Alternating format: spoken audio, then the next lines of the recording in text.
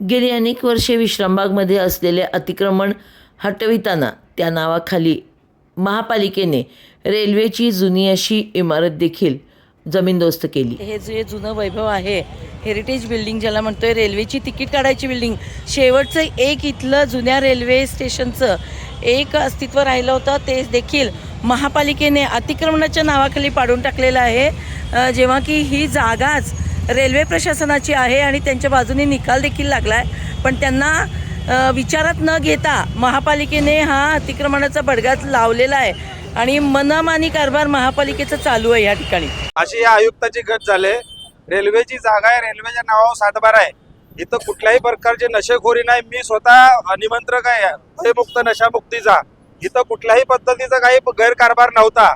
केवळ विकासकांना, या बिल्डर लोकांना मदत करायसाठी ही जागा तोडायचं काम चाललंय। यांनी हेरिटेज बिल्डिंग जी 100-200 वर्षापूर्वीची इथं रेल्वेचं तिकीट काउंटर होतं, इमारत होती आणि सुव्यवस्थित होती, बाजूनी दगडी बांधकाम होतं, अजिबात ती खराब नव्हती, वरती काही पत्रा कौलं तुडी तुटली होती, पण ती जाणीवपूर्वक ह्या लोकांनी केली की ही जागा यांना ताब्यात घ्यायची आहे, रेल्वेची जागा महापालिकेला ताब्यात घ्यायची आहे, म्हणून हे षडयंत्र केले ह्या आयुक्ताने।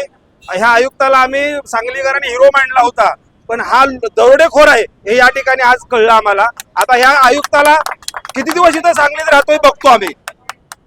दरोडेखोर आहे, दरोडेखोर आहे।